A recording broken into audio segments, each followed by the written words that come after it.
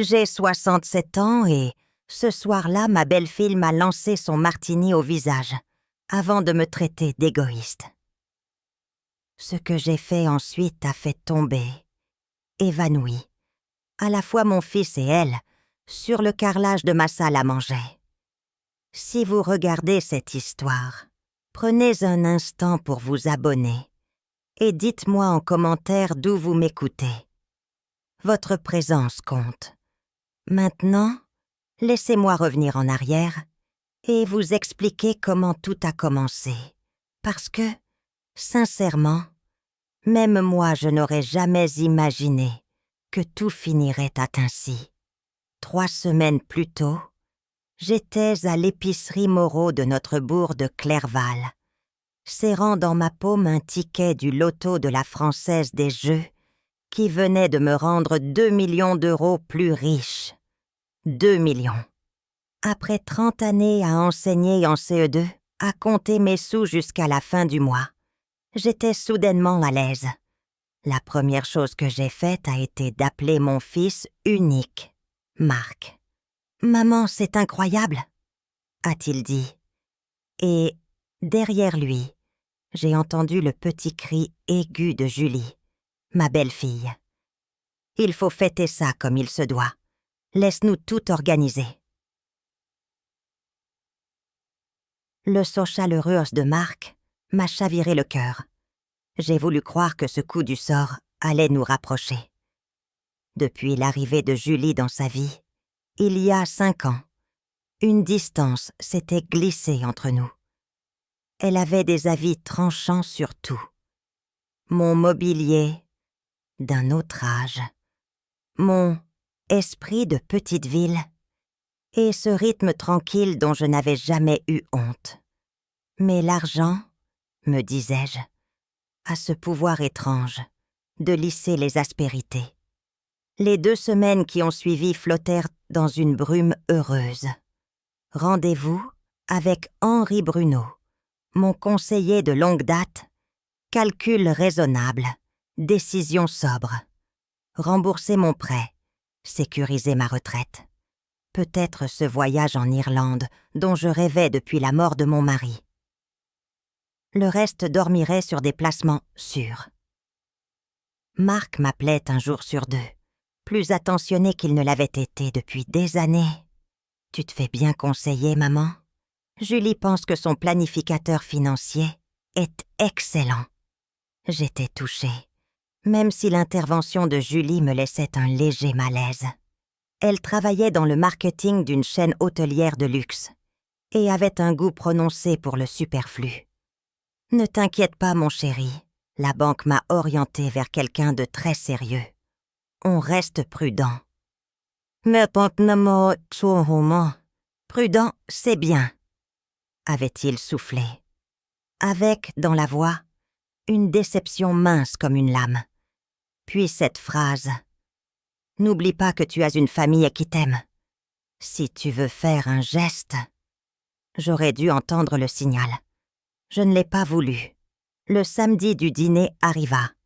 Marc s'était entêté. « On s'occupe de tout, maman. Tu ne lèves pas le petit doigt. » Julie, à ma surprise, s'était proposée pour la cuisine. La veille, j'avais briqué ma maison déjà impeccable. Le matin, je m'étais fait coiffer, une manucure discrète, et j'avais enfilé une robe bleu marine à petites flines, petites fleurs, la plus chère que je m'étais offerte depuis des lustres. À 17 heures, la table était dressée avec la belle porcelaine de ma mère, des bougies allumées, mes perles de grand-mère aux oreilles.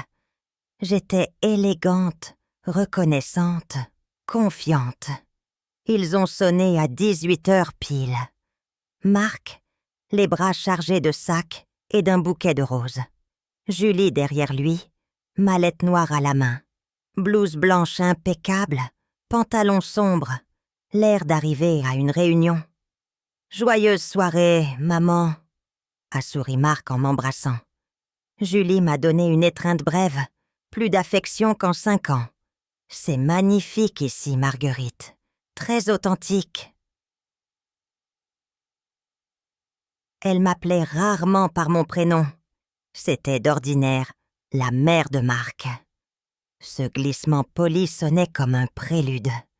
J'ai fait taire mon instinct. J'ai choisi d'être heureuse. Le repas était trop parfait pour n'être que spontané. Marc avait commandé chez Laurent, ce bistrot français, où le plat du jour coûte un demi-smic. Le vin arborait une étiquette prétentieuse. Nous avons trinqué à la famille qui prend soin de la famille. Julie riait à mes petites anecdotes à la banque le jour du gain. Marc hochait la tête quand je détaillais mes projets. Très sensé, peut-être un peu trop. Avec une telle somme, tu pourrais vraiment aider des gens qui comptent pour toi. J'ai parlé de la paroisse, du centre d'aide alimentaire. Partager quand on a plus que nécessaire me semblait naturel. Un éclair a passé entre Marc et Julie, un regard rapide, huilé par l'habitude. Mon estomac s'est serré, sans que je sache pourquoi. Marc a reposé sa fourchette. « Maman, c'est justement ce dont nous voulons te parler, la famille. » Julie a ouvert sa mallette et en a tiré un dossier épais. Elle l'a glissé vers moi. Même à l'envers, j'ai vu des chiffres partout, l'entête d'un cabinet d'huissier et des lettres de mise en demeure. Julie a eu quelques complications financières, a dit Marc, avec cette douceur qu'il use pour demander quelque chose qu'on refusera. Rien de grave, juste un creux de trésorerie qui s'est envenimé. J'ai tourné la première page. 847 000 € de dettes cumulées, des relevés de cartes, des prêts à la consommation, des crédits renouvelables, une location pour une grosse berline allemande plus chère que toutes les voitures que j'ai possédées réunies. Je sentais mes mains trembler. Comment est-ce que c'est possible? Ai-je soufflé. Julie a plissé son sourire. C'est complexe. Mon image de marque, mes déplacements, les restaurants avec les clients. J'ai coupé net. Ce n'est pas complexe, c'est presque 1 million d'euros. Marc a posé sa main chaude sur la mienne. Tu viens de gagner 2 millions. Julie a commis des erreurs, mais c'est la famille. On s'entraide. Non, maintenant t'as bien. La devise que je lui avais apprise me revenait comme un boomerang. J'ai regardé mon fils et j'ai cherché l'enfant que j'avais élevé. Je ne l'ai pas trouvé. Et si je dis non? Ai-je demandé. Le silence qui a suivi a tout dit. Alors, a glissé Julie, douce comme du verre pilé, nous saurons quel genre de personne tu es. Ce froid qui naît entre les omoplates m'a traversé. J'ai reposé les papiers, j'ai respiré, j'ai parlé posément. Après impôt, il me reste environ 1 300 000. Tu me demandes 847 000. Que me resterait-il pour vieillir dignement? Pour des soins? Pour l'imprévu? Marc s'est raidi. Avec ta retraite à tas les intérêts, ça suffit pour ton train de vie. Mon train de vie. Comme si ma simplicité justifiait qu'on me déshabille de ma sécurité. Comme si l'on pouvait mesurer la valeur d'une existence à la hauteur de ses dépenses. Alors j'ai fait quelque chose de très simple. Je suis allée chercher mon carnet de chèques. Je me suis assise et j'ai rempli une somme d'1 millier d'euros. C'est que je peux donner. Un cadeau, pas un prêt. Julie a fixé le rectangle de papier comme une injure. 1 000 €? Mes mensualités minimales dépassent ça. Alors ton problème est plus grand que mon chèque. Marc s'est raidi. Tu pourrais régler tout ça. Tu choisis de ne pas le faire. Je choisis de protéger mon avenir, pas de financer le passé de ta femme. Le verre a volé si vite que je n'ai vu que l'éclat de l'olive. Le martini m'a frappé en plein visage, froid, salé. Le parfum âpre de l'alcool a envahi ma robe neuve. « Vieille, égoïste !» a sifflé Julie. Ce n'est pas ma colère qui a parlé ensuite, mais une clarté glacée, acquise sur des décennies de classes agitées et de parents agressifs. « Asseyez-vous !» Ma voix était si calme que tous deux obéirent, retombant sur leurs chaises comme des enfants pris sur le fait. J'ai saisi la liasse et j'ai lu. Maroquinerie de luxe. 23 000. Grand hôtel en bord de mer. 8 000. Prêt auto haut de gamme. 1200 par mois. Dîner gastronomique. 4 chiffres à chaque fois. Je continue? Julie a levé le menton. C'était nécessaire pour mon travail. L'apparence compte. Ton travail que tu as perdu il y a 3 mois. Ai-je rappelé? Marc a s'échangé un regard avec elle. Réorganisation. Son poste a été supprimé. Rien à voir avec ses performances. Et vous n'en avez pas soufflé mot jusqu'à mon gain. Intéressant calendrier. Je me suis levée pour regarder par la fenêtre mon petit jardin où j'ai tant de fois arraché des mauvaises herbes en réfléchissant à la vie. J'avais rêvé de voyager, de donner sans me mettre en danger, et me voilà sommée d'abandonner près de la moitié de ma chance au nom d'un amour conditionnel. Je me suis retournée. Vous me demandez d'acheter votre affection. C'est cela, la famille? Le silence a pesé, épais, pendant que l'horloge du couloir battait les secondes. Julie a fini par articuler. Les relations exigent du donnant-donnant. Nous t'avons incluse. À toi de rendre. J'ai presque ri. M'avoir toléré au fait où l'on me traitait comme une curiosité n'était pas un don, c'était une mise en scène. Ce que je rends ce soir, Julie, c'est la vérité. Et elle ne s'achète pas. Alors, j'ai ouvert la porte du salon sur le vestibule. Vous allez partir maintenant. Vous allez régler vos problèmes sans mon argent. Et vous allez réfléchir à ce que signifie aimer quelqu'un pour qui il laisse, non pour ce qu'il peut donner. Marc a blêmi. Maman, parlons, trouvons un compromis. Il n'y a rien à marchander. Ou bien l'amour est sans prix, ou bien ce n'est pas de l'amour. Julie a ramassé ses papiers, avec des gestes secs. Tu regretteras. Tu finiras seule dans cette maison, riche et sans famille. Peut-être, ai-je dit avec douceur, mais je saurai au moins qui m'aimait vraiment. Ils ont disparu dans la nuit. J'ai refermé. Dans le silence, l'odeur de l'olive a persisté, insolente. Au milieu de la table, le chèque de 1 000 € brillait comme un petit miroir. J'ai pensé à demain, à ce que je ferais pour protéger ce que j'avais construit, à ce que je mettrais en place pour n'être plus jamais traité comme un coffre-fort à jambes.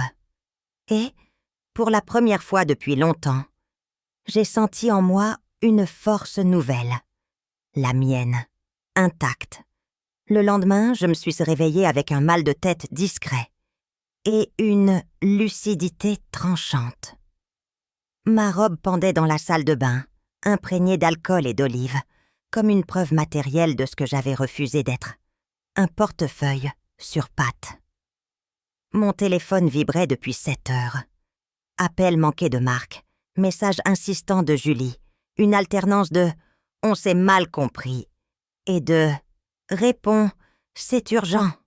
J'ai posé l'appareil face contre table, j'ai préparé un café et j'ai ouvert un cahier à couverture bleue.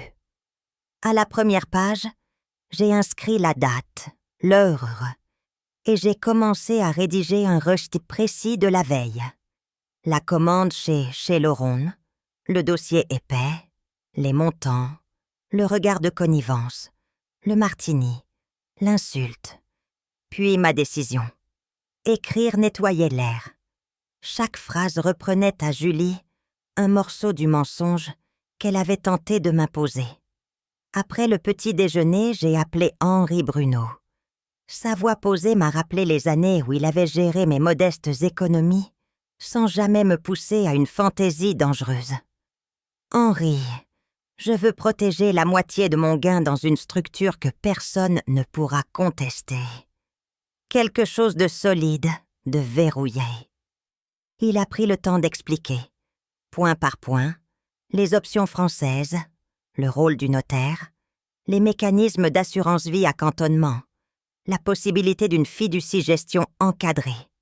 Ce sont des choix engageants, Marguerite. L'irrévocabilité protège, mais elle oblige. Justement, je préfère une porte fermée à clé plutôt qu'un battant qu'on enfonce. Nous avons fixé un rendez-vous pour le lendemain matin avec un notaire de confiance pour lancer les actes. Puis j'ai composé le numéro de ma sœur, Caroline, à Aix-en-Provence. Elle a tout écouté sans m'interrompre, le souffle un peu court seulement quand j'ai prononcé 847 000 €. L'image de Marc, vraiment? Pour qui se prend-elle? Sa colère m'a fait sourire malgré moi. Elle disait que je ne comprendrais pas, que ma vie est trop petite. Ta vie est solide, nuance, et quand la tempête passe, ce sont les maisons solides qui restent. Elle s'est adoucie.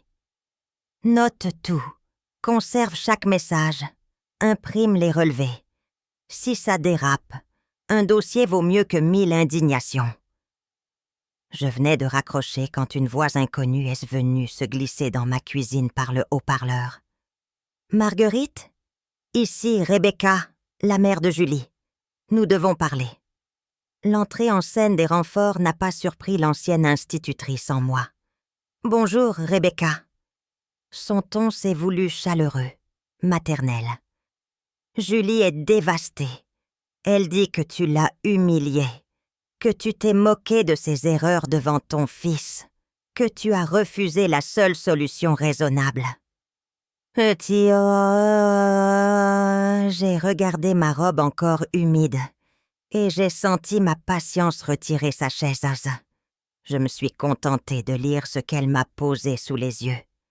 Si les chiffres sont humiliants, l'humiliation n'est pas dans ma voix. La réponse a claqué, plus sèche. Tu as de l'argent et tu es âgée, Marguerite. Tu n'en auras pas besoin aussi longtemps qu'elle. Ce serait si facile de l'aider. Il y a des phrases qui vous révèlent mieux qu'un portrait.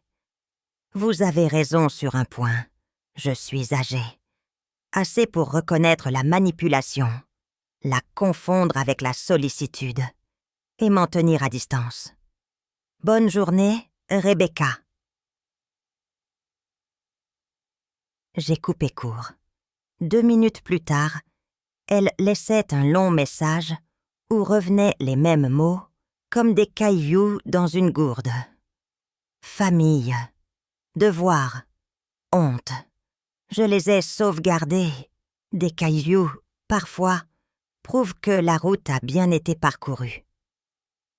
À 10h le lendemain, Henri m'attendait à l'étude notariale, un dossier neuf sous le bras. Le maître Vidal, notaire aux lunettes rondes, a repris la musique en mode sérieux. Clause, bénéficiaire, indisponibilité, fiscalité, traçabilité, tout ce vocabulaire de digue et de verrou. Je signais lentement, consciente de graver non seulement des décisions financières, mais la limite exacte de ce que j'acceptais désormais des autres. La moitié du capital fut ainsi logée dans un cadre qui neutralisait les mains baladeuses et les chantages à venir. La seconde moitié, Henri la répartit prudemment pour que mes nuits restent complètes et mes réveils légers. « Vous savez, » a glissé maître Vidal en refermant le protocole, « la paix a un prix. Vous venez de le payer. Je lui ai remondu que la paix coûte toujours moins cher que la guerre familiale. En rentrant à Clerval, j'ai trouvé une voiture de police municipale garée devant mon portail. Le brigadier Martin discutait avec Marc sur le pas de la porte. Son regard à mon arrivée fut professionnel, sans alarmisme. « Madame, votre fils a demandé un contrôle de bien-être. Il s'inquiète ?» Vous ne répondiez plus, et il craignait un malaise. Marc ne me regardait pas. Il fixait un point au-delà de mon épaule, comme un enfant pris à mentir qui cherche l'issue de secours. « Je vais très bien, brigadier. Je choisis simplement de ne pas répondre à des personnes qui m'ont agressé chez moi. » Le mot a heurté l'air. « Agressé ?» a répété Martin. J'ai décrit le verre, l'alcool, l'insulte. Un récit net, sans emphase. Il a noté. Professionnel. Souhaitez-vous déposer plainte? J'ai senti la tentation crépiter dans ma poitrine. La victoire rêche et immédiate. Pas pour l'instant. Mais je veux que cela figure au registre, avec l'heure, les témoins, le motif de la dispute. Marc, enfin, a relevé la tête. Maman, ne dramatise pas. C'était un geste malheureux. Le brigadier a posé doucement la main sur sa pochette. Monsieur, un geste malheureux qui atteint quelqu'un, c'est un délit.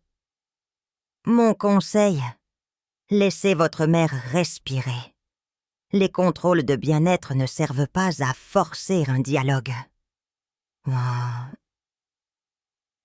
Il m'a salué, a salué Marc, et la petite voiture s'est éloignée en ronronnant, comme si de rien n'était. Mais quelque chose venait de changer. La scène avait désormais un numéro de dossier. Les 2 jours suivants, le silence a été de plomb, puis une autre musique s'est mise à jouer. Un courrier recommandé d'un cabinet d'avocats de Lyon affirmait que mon gain m'avait désorienté, que je subissais une influence malveillante de professionnels, que mon refus d'aider Julie témoignait d'une incapacité à gérer mes intérêts. En clair, il réclamait l'ouverture d'une procédure de sauvegarde de justice, voire de curatelle. Je me suis assise sur le banc du jardin, dossier à la main, et j'ai laissé le soleil emplir mes paupières. Parfois, l'adversaire vous rend service en se dévoilant trop vite. J'ai appelé Henri. Il a soufflé, indigné. Puis il a dit ce que je savais déjà. Il vous faut un avocat qui connaît le terrain familial. Il m'a recommandé Maître Chêne, au barreau de Grenoble, réputé pour sa patience sans mollesse. La voix de Maître Chêne m'a rappelé l'eau froide d'un torrent, claire, saisissante. Madame, leur requête est infondée et malhabile. Vous avez pris conseil, vous avez diversifié, vous avez conservé des réserves, et vous disposez d'un esprit parfaitement cohérent, comme le prouvent vos notes, vos comptes rendus, vos décisions.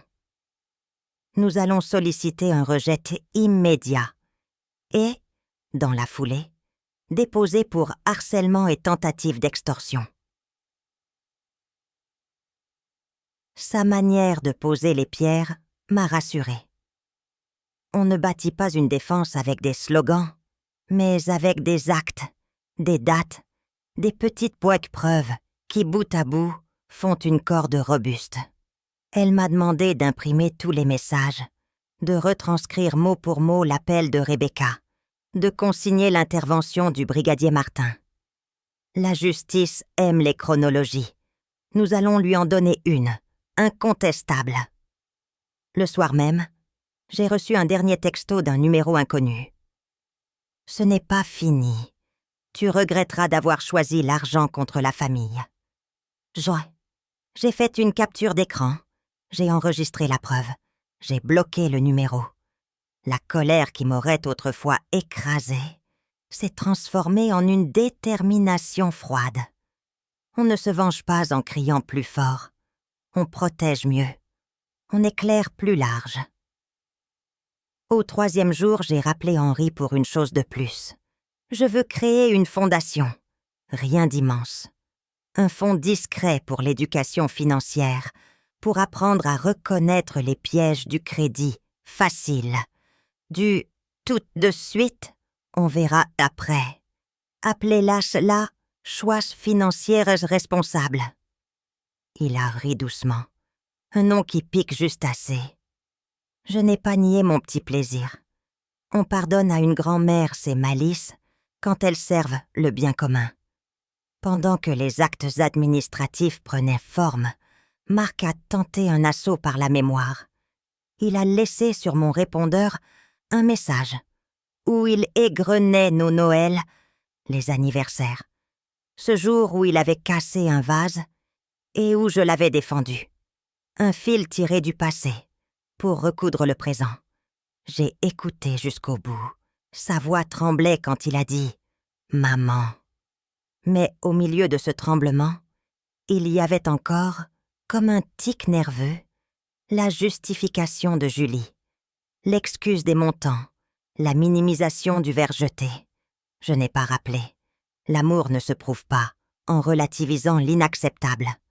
Le lendemain, Maître Chen m'a accueillie dans son cabinet au mur clair. Elle avait déjà déposé une réponse cinglante au tribunal.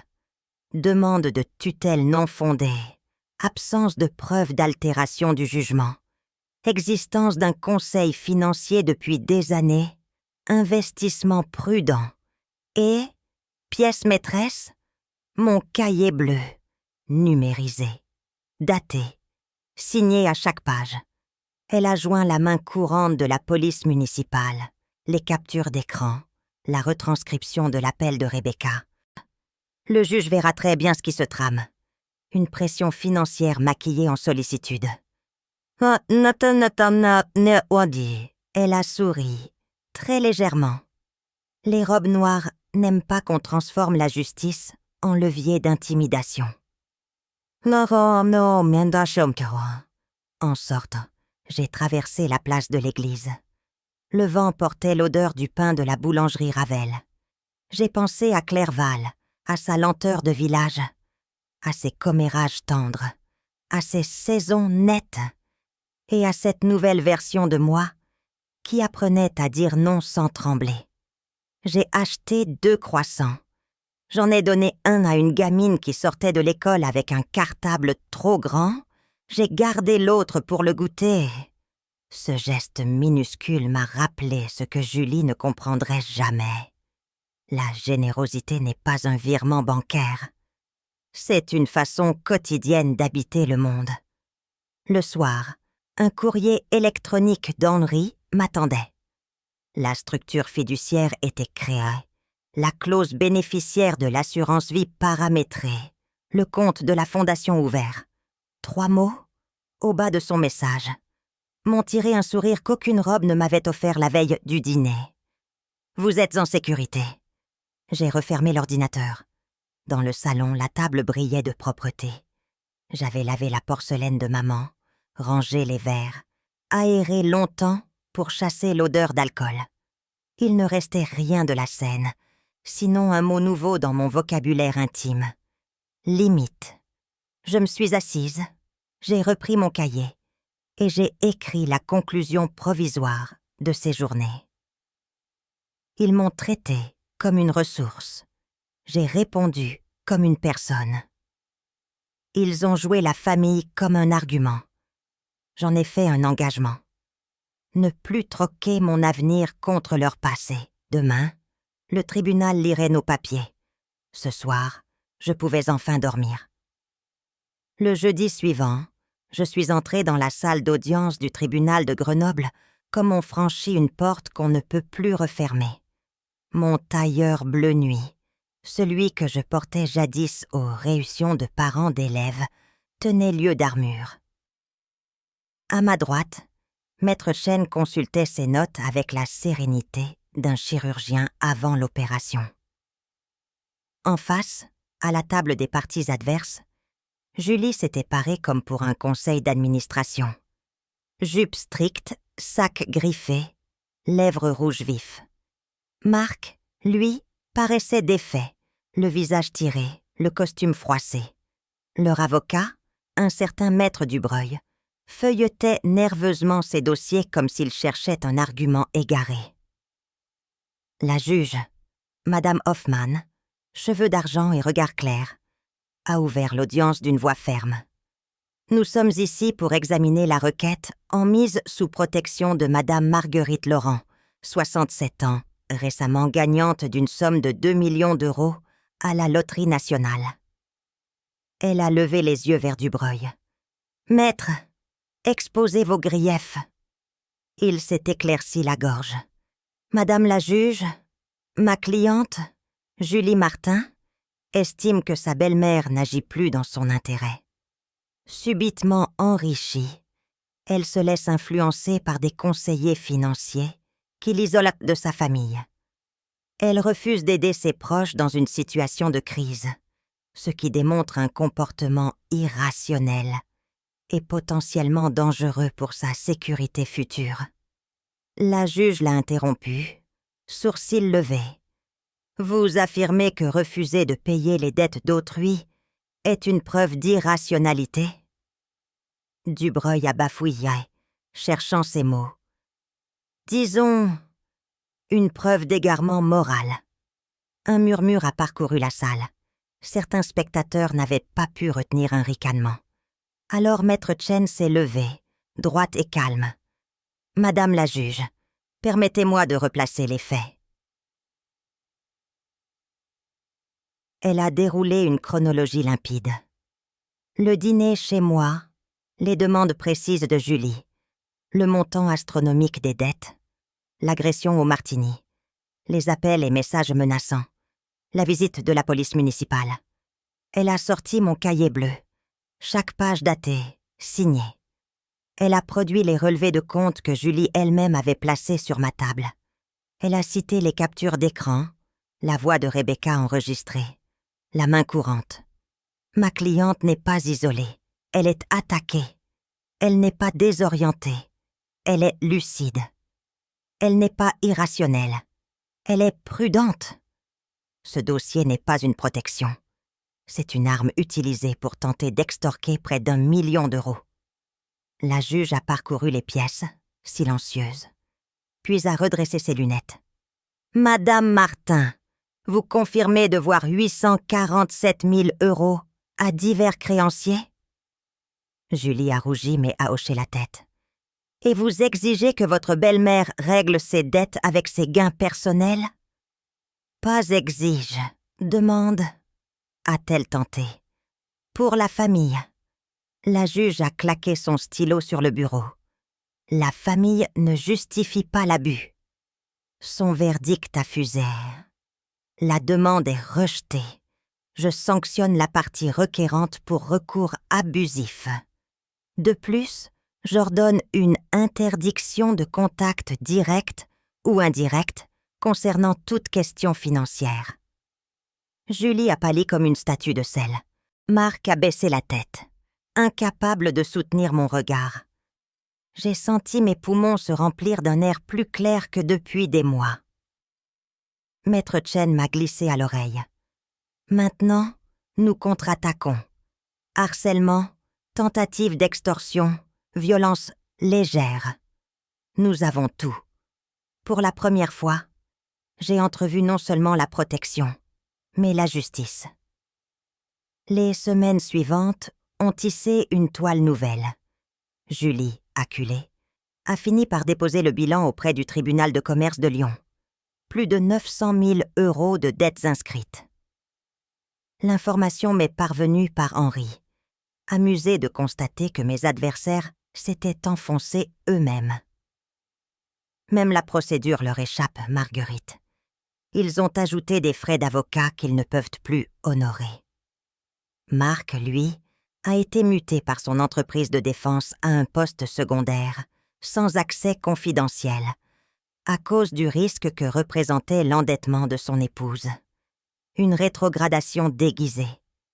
Je devrais peut-être avoir de la peine. Mais en vérité, je ressentais une étrange sérénité. Leur chute ne venait pas de moi, mais de leurs propres excès. Je n'avais fait qu'ériger des murs pour protéger mon jardin. Ce jardin, justement, devenait mon sanctuaire. J'y passais des après-midi entières à planter des tulipes, à écouter le chant des mésanges. Chaque poignée de terre me rappelait que ma vie avait de la valeur, même sans leur validation ou leurs reproches. Un soir, le téléphone a sonné. Numéro inconnu. C'était une journaliste de la chaîne régionale. Elle voulait raconter mon histoire, celle d'une retraitée ayant tenu tête à une tentative d'extorsion familiale. J'ai hésité. Puis, j'ai accepté, à condition qu'on parle de la fondation que j'avais lancée. Choix financier se responsable. L'interview a eu lieu dans mon salon, sobrement. Je n'ai pas parlé de rancune, mais de limite. J'ai dit, l'amour véritable ne met pas d'étiquette de prix. Et parfois, protéger son argent, c'est protéger sa dignité. L'émission a suscité un écho inattendu. Des lettres sont arrivées, d'inconnus qui racontaient leur propre drame. Un neveu qui voulait un prêt, une petite fille pressante, des frères brouillés par un héritage. Je n'étais pas seule. Puis, un jeudi soir, alors que je rangeais les assiettes, la sonnette a retenti. Sur le perron se tenait Marc, seul. Ses épaules s'étaient affaissées. Son regard cherchait le sol. « Maman, je sais que je n'ai pas le droit, mais je devais te parler. » Ma première pensée fut la prudence. N'était-ce pas un nouveau stratagème? Pourtant sa voix avait perdu l'assurance forcée. J'ai demandé le divorce, a-t-il dit. Je l'ai laissé entrer, non sans lui rappeler que la confiance ne se répare pas en une visite. Assis à la table, il a avoué ce que je devinais. Julie cachait encore 200 000 € de dettes supplémentaires, des crédits dissimulés, des factures inventées. Elle avait fouillé dans mes dossiers, rassemblé des informations personnelles, cherché comment obtenir une mise sous tutelle si un jour ma santé déclinait. En d'autres termes, elle préparait ma mise à l'écart bien avant le loto. Elle avait planifié de prendre le contrôle de ta vie, maman. Sa voix s'est brisée. J'ai senti une colère glaciale, mais aussi une confirmation. Mon instinct n'avait pas menti.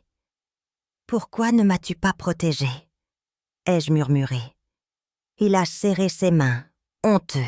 « Parce que c'était plus simple de croire que tu étais dure que d'admettre que j'avais épousé une prédatrice. » Ce mot a résonné dans la pièce comme une vérité. J'ai regardé mon fils, non pas comme le complice de Julie, mais comme un homme brisé par son propre aveuglement. Devais-je lui pardonner? Le chemin serait long, mais pour la première fois, j'ai vu dans ses yeux non pas la cupidité, mais le regret. Il a ajouté « Ton interview m'a ouvert les yeux. Tu disais que la générosité ne peut pas être forcée. J'ai compris que je t'avais traité comme une obligation. Je veux réparer, pas pour l'argent, pour toi. » Je n'ai pas répondu tout de suite. J'ai simplement posé une tasse de café devant lui, observant ses doigts trembler. Ce geste banal nous a reliés plus sûrement que 1000 excuses. Il n'était plus l'enfant que j'avais élevé, mais peut-être pouvait-il redevenir le fils que j'avais aimé. La nuit tombait sur Clerval, et, pour la première fois depuis le fameux dîner, je n'avais plus peur. Julie avait cru que ma vieillesse me rendait vulnérable. Elle n'avait pas compris qu'à 67 ans, j'avais acquis la patience d'attendre, la mémoire de tout noter, et la force de dire non. J'étais prête à affronter le reste, une page à la fois, comme les leçons que j'avais enseignées autrefois à mes élèves. Écrire, corriger, recommencer. Et ce soir-là, dans le silence de ma maison redevenue mienne, j'ai su que l'histoire ne faisait que commencer. Le printemps s'installait doucement sur Clerval. Dans mon jardin, les tulipes que j'avais plantées en automne s'ouvraient une à une, comme pour me rappeler que la vie renaît toujours, même après les hivers les plus sombres. Mais si la nature semblait vouloir m'apporter du réconfort, le tumulte qui entourait ma famille, lui, était loin d'être terminé. Les papiers juridiques continuaient de s'empiler sur mon bureau, et chaque matin je découvrais une nouvelle manœuvre de Julie pour tenter de reprendre le contrôle. À peine 2 semaines après le rejet de sa demande au tribunal, une assignation me parvint. Elle m'accusait désormais d'abus moral. Selon elle, mes refus répétés d'aider constituaient une forme de maltraitance psychologique. Maître Chen, toujours d'une patience implacable, a souri en parcourant les feuillets. « C'est une stratégie d'usure, Madame Laurent. Elle espère que vous céderez par fatigue. Mais chaque faux pas juridique qu'elle commet renforce votre dossier. Ici, quand nous avons rédigé une nouvelle réponse, encore plus solide, joignant de nouveaux témoignages, notamment celui du brigadier Martin, qui confirmait l'agression au martini. La juge, exaspérée par ces tentatives répétées, a rapidement débouté la requête et menacé Julie de sanctions plus lourdes si elle persistait. Pourtant, malgré les victoires légales, mon cœur restait lourd. Le soir, seule dans ma cuisine, je repensais aux mots de Marc. « Je veux réparer, maman. » Je le croyais sincère, mais la confiance, comme une porcelaine fêlée, ne se recolle jamais sans laisser de cicatrices. Il venait me voir parfois, les épaules affaissées, l'air fatigué. Nous parlions peu d'argent, beaucoup de souvenirs. Je lui ai montré de vieilles photos, lui enfant, tenant son cerf-volant au bord du Rhône, son premier vélo dans la cour, son sourire fier lors de sa remise de diplôme. Ses yeux s'embuaient. « Comment ai-je pu oublier tout cela ?» soufflait-il. Je répondais doucement. « Parce que certains visages nous détournent de ce qui compte. » Un après-midi, il m'a tendu un dossier. C'est ce que j'ai trouvé dans les affaires de Julie. Elle avait enquêté sur toi depuis longtemps. Dedans, il y avait mes relevés bancaires, mes assurances, même des notes médicales. Elle avait dressé le portrait de ma vie comme un prédateur suit la trace de sa proie. Marc avait raison. Le gain du loto n'avait fait qu'accélérer ses plans. Elle aurait trouvé un moyen de m'enchaîner tôt ou tard. J'ai senti un frisson glacé me parcourir. Mais au lieu de la peur, c'est une détermination tranquille qui a jailli. Jamais plus personne ne m'utiliserait ainsi. C'est alors qu'une idée a germé. Ma fondation pour l'éducation financière, encore balbutiante, pourrait devenir plus qu'un simple symbole. Avec Henri et Maître Chen, j'ai organisé une petite conférence à la mairie de Clerval, ouverte aux habitants. J'y ai parlé de la gestion prudente, des dangers du crédit facile, des pièges de la dépendance financière. Une trentaine de personnes ont écouté, parmi elles de jeunes couples endettés, des retraités inquiets pour leurs enfants. À la fin, une vieille dame a pris ma main. « Vous avez dit tout haut ce que nous vivons tout bas. Merci. » Ces mots m'ont donné une énergie que ni l'argent ni la victoire juridique ne m'avaient apportée. J'avais trouvé une mission. Julie, de son côté, ne désarmait pas. Par l'intermédiaire de sa mère Rebecca, elle continuait d'envoyer des messages déguisés en appel à la réconciliation. La famille avant tout, Marguerite. Tu ne veux pas finir seule. Mais désormais, chaque mot sonnait creux. Je savais que ces phrases n'étaient que des clés forgées, pour entr'ouvrir ma porte. Je n'ai plus répondu. Je me suis contentée d'archiver, de consigner, de bâtir ma forteresse de preuves. Le temps travaillait pour moi. Un matin, j'ai reçu un appel inattendu. Une journaliste nationale voulait réaliser un reportage plus large sur les abus financiers subis par les personnes âgées. Mon histoire avait circulé, et je devenais malgré moi une figure publique. J'ai accepté, mais à mes conditions. Qu'on mette en lumière la fondation, qu'on parle d'éducation, et non de scandale. Le reportage a été diffusé un dimanche soir. On me voyait dans mon jardin, entourée de mes fleurs, parlant avec simplicité. On dit souvent que vieillir, c'est perdre, mais parfois, vieillir, c'est apprendre à dire non. L'écho fut immense. Des courriers affluaient de toute la France.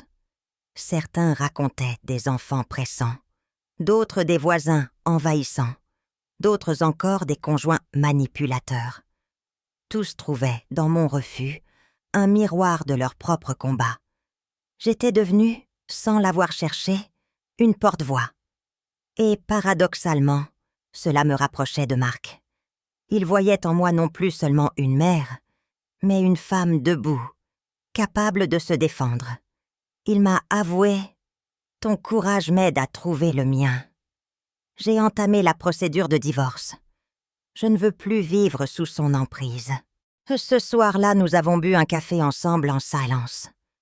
Le vent d'avril soufflait doucement à travers les rideaux.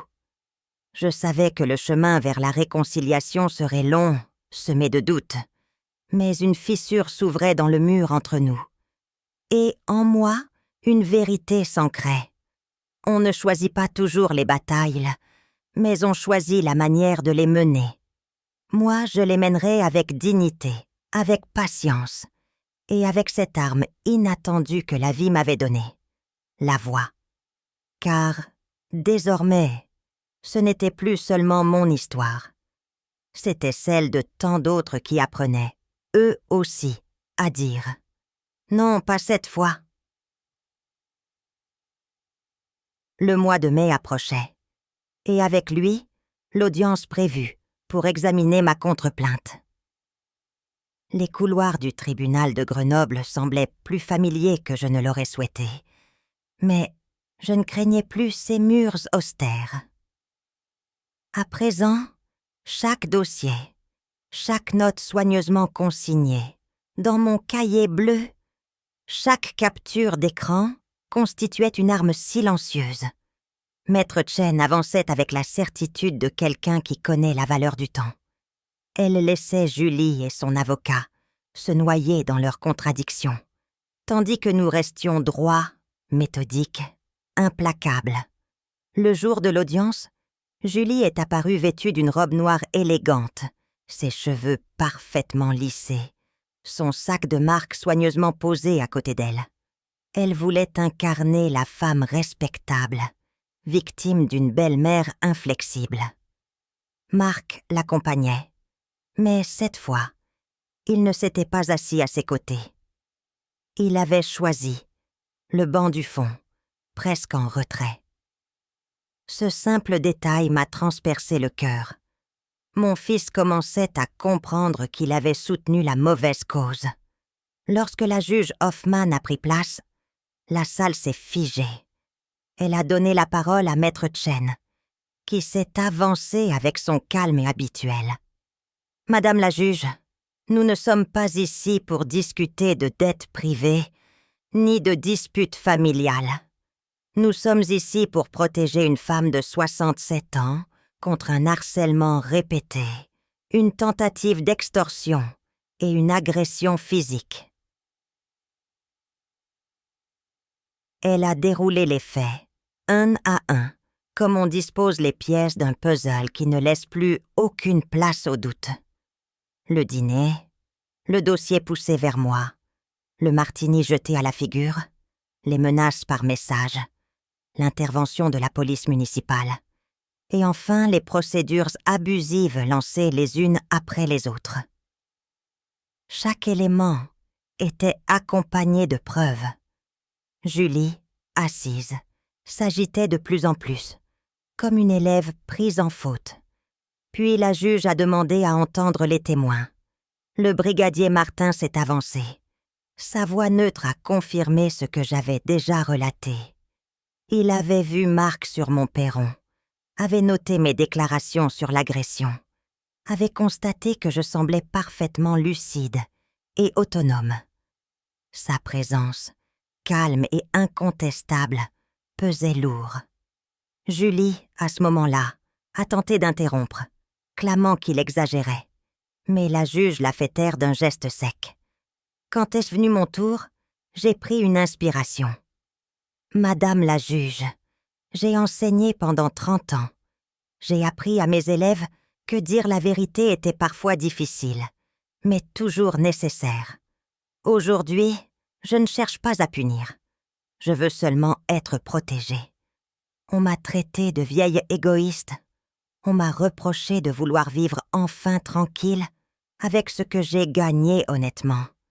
Mais je ne suis pas égoïste. Je suis simplement décidée à ne plus être utilisée. Ma voix a tremblé sur la dernière phrase, mais mes yeux ne se sont pas détournés. Julie, elle, a rougi de colère. Le verdict a résonné comme une délivrance. Attendu que les faits sont établis, la Cour condamne Madame Julie Martin pour harcèlement moral, tentative d'extorsion et violence légère. Elle devra verser une amende, ainsi que les frais de justice de Madame Laurent. De plus, l'interdiction de contact est étendue à une durée de 5 ans. Un silence de plomb a suivi. Julie a blêmi, Marc a fermé les yeux. Et moi, j'ai senti mes épaules s'alléger comme si l'air devenait soudain respirable. Les semaines suivantes, la nouvelle a circulé dans toute la région. Les journaux locaux titraient « Une grand-mère gagne contre l'avidité familiale ». Les voisins me saluaient avec un respect nouveau. Certains venaient même me confier leurs propres histoires. Un frère qui réclamait une part d'héritage, un gendre qui pressait pour une maison, une petite fille endettée qui suppliait ses grands-parents. Je découvrais à quel point le poids des liens familiaux pouvait devenir une arme entre de mauvaises mains. Et ma fondation, Choix financiers responsables, recevait ses premiers dons de particuliers anonymes, touchés par mon histoire. Un soir, Henri m'a téléphoné, presque ému. « Marguerite, une banque locale vient de verser 50 000 € à votre fondation. Ils veulent soutenir vos conférences. Vous êtes en train de devenir une référence. Gérez doucement. » J'ai, moi, une simple institutrice à la retraite. Je devenais malgré moi une voix publique. Ce n'était pas ce que j'avais cherché, mais peut-être que la vie m'offrait une nouvelle mission. Marc revenait de plus en plus souvent. Il me aidait au jardin, buvait un café avec moi. Un jour, il a osé dire « Maman, je me bats pour divorcer. C'est long, compliqué. Elle réclame une pension, la moitié de tout. Mais je ne céderai pas. » Je l'ai regardé longuement. Ses traits fatigués, ses cernes, ses mains qui tremblaient encore parfois. « Tu as choisi un chemin difficile, mais juste. Je n'ai jamais cessé de t'aimer, Marc. Seulement, je ne pouvais plus fermer les yeux. » Il a baissé la tête, et dans ce silence, j'ai senti qu'une brèche s'ouvrait, fragile, mais réelle, vers une réconciliation. L'été est arrivé, et avec lui, un sentiment de liberté. Dans mon jardin, les rosiers croulaient de fleurs. J'ai organisé une petite réunion de voisins, non pour parler d'argent, mais pour partager un repas simple, du vin local, du fromage, des histoires. Ce soir-là, j'ai compris que ma vie ne se résumait pas à ce que Julie avait voulu m'imposer. J'étais plus qu'un portefeuille, plus qu'une cible. J'étais une femme qui avait traversé l'orage et qui, désormais, savait tenir son cap. Julie, elle, sombrait. Les journaux annonçaient sa faillite personnelle. Ses dettes dépassaient 900 000 € et ses recours juridiques s'étaient retournés contre elle. Son nom circulait comme un exemple d'avidité. Elle voulait sans doute encore me faire payer son échec, mais la loi m'avait blindée. Je n'avais plus peur. Et quand je me suis assise, un soir d'août, sur mon banc de jardin, un verre de vin à la main, j'ai pensé: la véritable victoire n'est pas d'avoir gardé mon argent, c'est d'avoir gardé ma dignité. Les étoiles se levaient au-dessus de Clerval, et je me suis dit que j'étais enfin prête à vivre, non dans la crainte d'être dépouillée, mais dans la certitude d'avoir su dire non. Et quelque part, au fond de moi, je savais que cette histoire n'était pas terminée, car Julie, même à terre, chercherait encore à m'atteindre. Mais cette fois, je l'attendrai. J'étais plus forte qu'elle ne l'avait jamais imaginé. L'automne arriva sur Clerval, apportant avec lui les couleurs flamboyantes des érables et le souffle humide des premiers brouillards. Je passais mes matinées à marcher dans les rues du village, saluant les voisins, répondant aux félicitations discrètes que l'on me lançait au détour d'une boulangerie ou d'une librairie. Mon histoire était désormais connue, et je n'avais plus besoin de l'expliquer. Chacun avait compris que j'avais résisté à une forme de chantage familial, mais si le monde extérieur semblait s'apaiser, à l'intérieur de moi, la vigilance restait vive. Julie n'avait jamais été du genre à capituler complètement. Un soir de septembre, en ouvrant ma boîte aux lettres, j'ai trouvé une enveloppe épaisse, sans expéditeur. À l'intérieur, des coupures de journaux relatant mon triomphe au tribunal, mais aussi des mots griffonnés à la hâte. « Tu crois avoir gagné? Ce n'est que le début. Tu finiras seul. »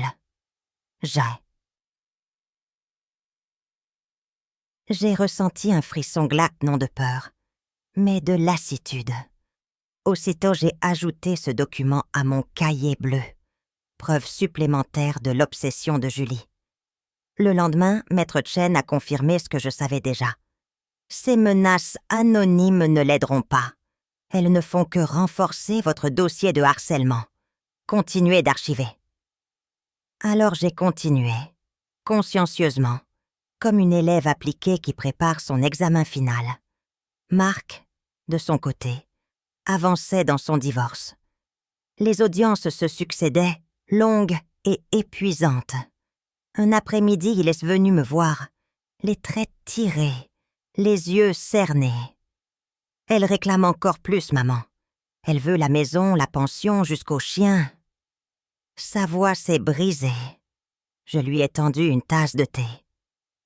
Marc, je ne peux pas livrer cette bataille à ta place, mais je peux être là pour t'écouter, pour te rappeler que tu n'es pas seul.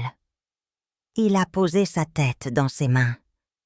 J'ai honte d'avoir laissé cette femme détruire tout ce que j'avais de plus précieux, y compris toi. Ces mots m'ont touché profondément, mais je savais que le pardon ne se donnait pas en un instant. Il fallait du temps, de la constance, des preuves de changement. Pourtant, une part de moi retrouvait l'espoir. Pendant ce temps, ma fondation Choix financiers responsables prenait de l'ampleur. Avec Henri, nous avions organisé des ateliers dans plusieurs communes alentours. Valence, Annecy, Chambéry. Des dizaines de retraités y assistaient, mais aussi des jeunes couples qui voulaient apprendre à gérer leurs revenus. Je parlais de mes erreurs, de ma patience forcée, de mon refus de céder à la manipulation. Dire non, expliquai-je, ce n'est pas refuser d'aimer. C'est refuser de se laisser détruire. Les applaudissements, parfois les larmes dans les yeux de certains auditeurs, me rappelaient que ma douleur trouvait une utilité. Ma voix devenait un outil pour d'autres. Un matin d'octobre, j'ai reçu un appel inattendu de la chaîne nationale. On voulait m'inviter à un plateau télé, à Paris, pour débattre des abus financiers intrafamiliaux. J'ai longuement hésité. La lumière des projecteurs ne m'avait jamais attirée. J'avais toujours préféré la discrétion des salles de classe. Mais Caroline, ma sœur, m'a convaincue. Tu as la chance d'aider des milliers de personnes. Pourquoi te taire? Alors j'ai accepté. Le voyage à Paris, le train, l'hôtel, tout cela me paraissait irréel. Sur le plateau, j'ai parlé simplement, sans artifice. J'ai raconté l'histoire du martini, du chèque de 1 000 €, du procès. Et j'ai conclu. L'argent révèle parfois les failles des cœurs,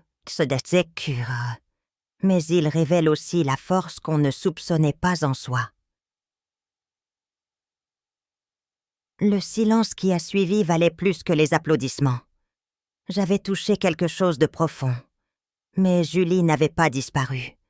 Peu après l'émission, j'ai reçu un nouveau courrier de son avocat, un certain maître Dubreuil. Encore lui.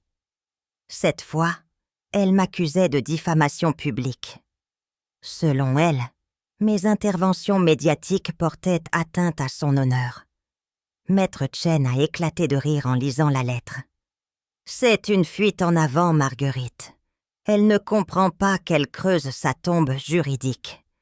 La vérité n'est pas diffamatoire. Et vos propos étaient factuels, appuyés sur des jugements rendus. Nous répondrons sèchement. J'ai soupiré. Chaque attaque était une preuve supplémentaire de son acharnement. Mais je sentais aussi une fatigue grandir en moi. La bataille m'avait transformée, mais elle m'avait aussi marquée. C'est alors que Marc a eu un geste inattendu. Un dimanche, il est venu avec un petit sac de voyage. Je vais m'installer quelques semaines dans le pavillon que j'ai loué près de Grenoble, le temps de régler le divorce. Mais j'aimerais passer mes week-ends ici, avec toi. Pas pour l'argent, pas pour demander, juste pour retrouver ma mère. J'ai longuement cherché dans son regard la sincérité. J'y ai vu une fragilité nouvelle, un besoin d'ancrage. Alors j'ai accepté. Le premier week-end, nous avons jardiné ensemble, comme autrefois. Le deuxième, nous avons cuisiné une tarte aux pommes, riant maladroitement de nos gestes rouillés. Et peu à peu, j'ai senti une brèche s'élargir, laissant entrer de nouveau la chaleur d'un lien maternel. À l'approche de novembre, je me suis surprise à rêver. Non plus de voyages lointains ou de richesses, mais de choses simples. Un feu dans la cheminée, une soirée paisible, un avenir libéré des chaînes invisibles. Julie continuerait sans doute ses assauts, mais j'étais blindée. J'avais mes preuves, mes alliés, mon avocat et surtout ma propre voix. J'avais appris à me tenir droite, même seule, et à comprendre que la solitude n'est pas toujours un manque. Parfois, c'est une victoire. Ce soir-là, en fermant les volets, j'ai regardé mon reflet dans la vitre. Mon visage portait des rides, mais mes yeux brillaient d'une lumière que je ne me connaissais pas. J'ai murmuré. « Tu n'es pas égoïste, Marguerite. Tu es libre. » Et ce simple mot résonnait comme le plus beau des héritages. L'hiver arriva sur Clerval, enveloppant le village de son manteau blanc, et de son silence glauque, je passais mes matinées à contempler le jardin gelé, chaque branche cristallisée comme un bijou fragile. Pourtant, au milieu de cette beauté figée, je savais que la tempête n'était pas terminée. Julie n'abandonnait jamais. Elle s'était retirée du devant de la scène après la faillite, vite. Mais son ombre planait encore, insidieuse, prête à frapper. Les lettres anonymes, les insinuations, les murmures à travers certains voisins naïfs. Tout cela faisait partie de sa guerre invisible. Mais j'étais prête, plus forte qu'autrefois, déterminée à ne plus fléchir. Un matin de janvier, je reçus une convocation officielle. Julie avait déposé un recours, prétendant que la fondation que j'avais créée n'était qu'un écran pour dissimuler de l'argent qui lui revenait. Je me suis assise dans mon salon, les mains tremblantes, relisant encore et encore ces mots absurdes. Puis j'ai souri. Chaque geste de sa part devenait une nouvelle preuve de son obsession. J'ai immédiatement appelé Maître Chêne. Sa voix calme résonna à travers le combiné. « Marguerite, ne craignez rien, c'est une tentative désespérée. La justice a déjà tranché. Nous allons répondre avec rigueur, et ce sera la dernière fois. » Ce fut aussi le moment où Marc me montra qu'il avait changé. Il insista pour m'accompagner à l'audience. Quand nous avons franchi ensemble les marches du tribunal de Lyon, je sentis son bras effleurer le mien, comme un fils qui cherchait à protéger sa mère. Devant le juge, Julie parla longtemps, accumulant accusations et discours confus. Mais ses mots sonnaient creux. Le magistrat, une femme sévère aux lunettes cerclées de métal, l'interrompit. « Madame, ce que vous exposez ne repose sur aucun fait vérifiable. Vous tentez de transformer vos propres erreurs en faute d'autrui. L'audience est close. » Ce fut tout. Quelques phrases suffirent à clore ce chapitre. Julie sortit furieuse, son regard noir planté dans le mien. Mais je n'eus plus peur. Je savais que sa défaite était irréversible. De retour à Clerval, j'ai senti un poids quitter mes épaules. L'air semblait plus pur, les couleurs plus vives. Marc, sur le trajet, était silencieux. Puis il dit doucement : « Je comprends enfin, maman. Tout ce que tu as enduré, c'était pour te protéger, mais aussi pour protéger ce que tu avais construit. » Sa voix tremblait. « J'ai été aveugle trop longtemps. » J'ai posé ma main sur la sienne. « L'important, Marc, c'est que tu ouvres les yeux maintenant. Les erreurs passées ne définissent pas l'avenir. » Ce fut peut-être la première fois depuis des années que je sentis une réconciliation véritable naître entre nous. Les semaines suivantes, je me suis consacrée à ma fondation. Nous avons lancé un grand projet, des séminaires itinérants dans toute la région Rhône-Alpes, où des bénévoles expliquaient aux familles comment éviter l'endettement, comment résister aux sirènes de la consommation effrénée. J'ai vu des jeunes prendre des notes avec sérieux, des retraités poser des questions, des femmes seules retrouver confiance en elles. Chaque témoignage me rappelait pourquoi j'avais tenu bon. J'avais transformé ma douleur en outil, ma solitude en ressource. L'argent du loto, loin de me corrompre, m'avait permis d'offrir une protection et une leçon au-delà de mon cercle familial. Un soir de février, Caroline m'appela depuis Marseille. Sa voix vibrait de fierté. « Marguerite, ton histoire circule partout. On parle de toi comme d'un symbole de résistance contre l'abus familial. Tu es devenue une référence. » J'ai ri doucement. Moi, une ancienne institutrice, j'étais devenue un exemple. Mais au fond, ce n'était pas ma victoire que je savourais, c'était la certitude d'avoir repris le contrôle de ma vie. Plus personne ne déciderait à ma place, plus personne ne définirait ma valeur en fonction de mon portefeuille.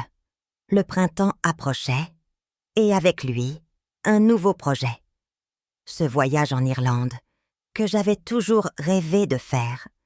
J'avais réservé un circuit, des falaises de Moher aux collines du Connemara. Le simple fait de préparer ma valise me remplissait d'émotions. Pour la première fois depuis longtemps, je voyageais pour moi, sans crainte, ni justification. Marc m'accompagna à la gare. Il déposa un baiser sur mon front. « Profite, maman. Tu l'as mérité. » Non. Dans son regard, je ne voyais plus la cupidité d'autrefois, mais une reconnaissance sincère.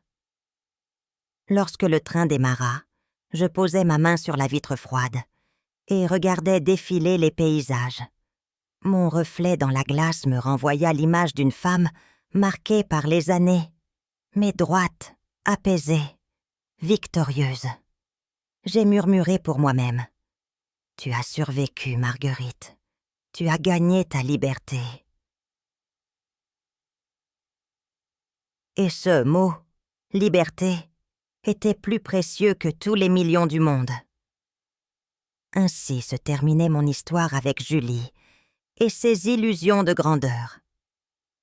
Mais commençait une autre, celle d'une femme de 67 ans, qui enfin choisissait de vivre pour elle-même, de semer autour d'elle la lucidité et le courage, et de savourer chaque instant comme une conquête.